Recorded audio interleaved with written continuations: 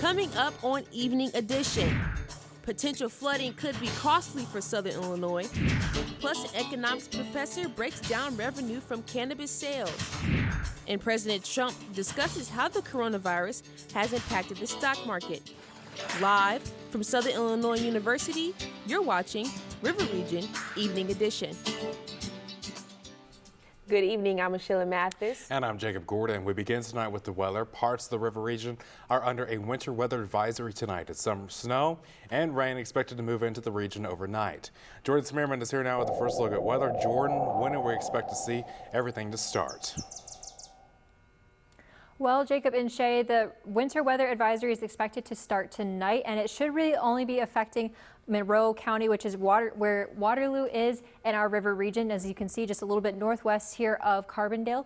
That in winter weather advisory means there's going to be about 2 inches of snow. However, it's the icy roads, that are going to be ones that you need to be looking out for. So if you live in that area or if your loved ones live in that area, please make sure you're looking for school closures, to make sure those roads are okay to drive on in the morning. Now, also in our area, there is the Ohio River that is flooding. It is under a flood warning, and that's going to be in effect until Saturday evening, and that's in McCracken County, which is on the other side of our river region, affecting Paducah. So again, if you or your loved ones live in that area, please make sure you are aware of that.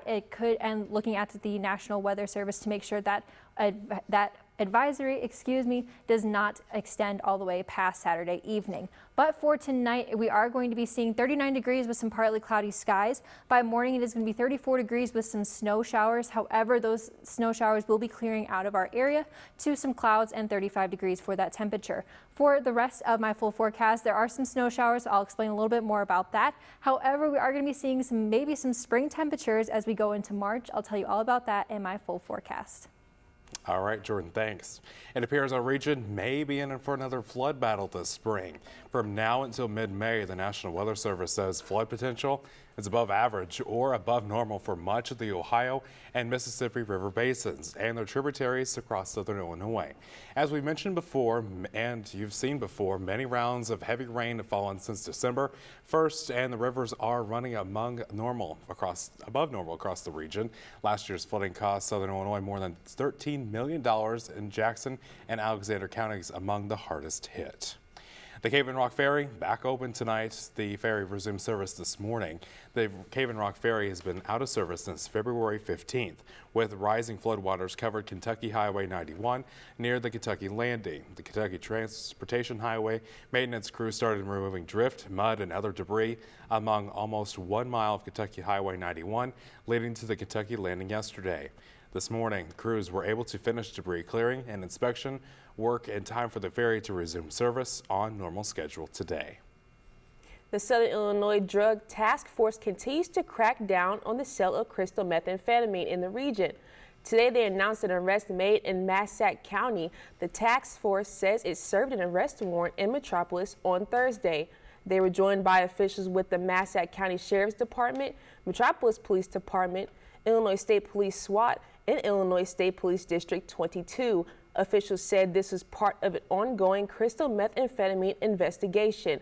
Agents found 60 grams of crystal methamphetamine, and one person was arrested and taken to the Massac County Jail. A Paducah man has been arrested for threatening police officers.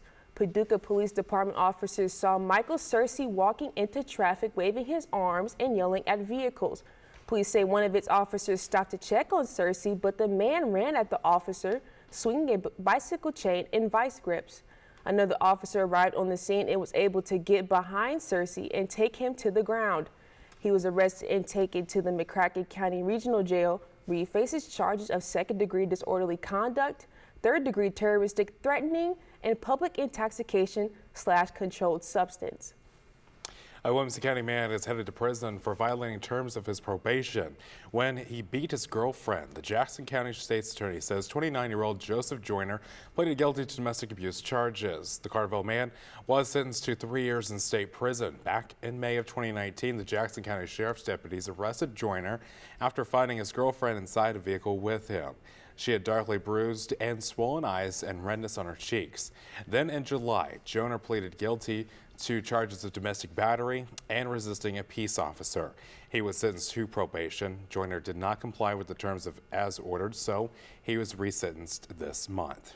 And back here in Carbondale, the city of Carbondale alerting drivers about an upcoming road construction project. Road construction is expected to start on Monday along Oakland Avenue from Walnut Street to Chautauqua Road. The reconstruction of Oakland Avenue will be done in 3 phases, with the first phase being done from Walnut to Freeman Street. The section of Oakland Avenue will be closed through all traffic while the work is being done. Access will only be allowed to residents with driveways in the construction area. The state of Illinois has released the first month of revenue from recreational marijuana sales. In the month of January, $7.3 million was generated in cannabis tax revenue. An additional $3.1 million was generated in retail sales revenue.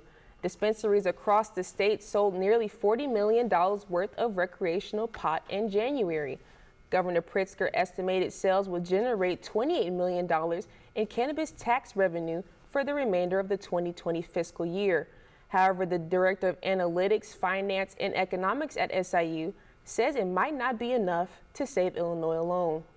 It's not a major contributor to Illinois revenues, and the projected shortfalls that Illinois faces, both in terms of pensions and operating budget, $10 million is not substantially going to alleviate any of those shortfalls. For context, Illinois' operating budget is $60 billion. SIU students in the surrounding communities are enjoying the Big Muddy Film Festival this week. It's the oldest student-run independent film festival in the U.S. A major part of the event is the interaction with jurors who judge the films. Today's juror talk was with Victoria Vincent. Vincent is an animator who has worked with the Adult Swim channel. Her YouTube channel features her animation, has over 430,000 subscribers. While Vincent's work as an animator has already received a lot of acclaim, her career is just getting started. I'm a student at CalArts right now. I'm studying animation there. So yeah, I mean, I don't have a ton of professional experience yet, but just making short films. I post them on YouTube and stuff. I mean, I've done a little bit of I used to work for Adult Swim, Cartoon Network, stuff like that. The next juror lectures are tomorrow with documentary filmmaker and SIUC alumnus Mario Contreras and writer and actress Jenna McDonald on Thursday. Both lectures will take place in the Dean's Conference Room in the Communications Building at noon.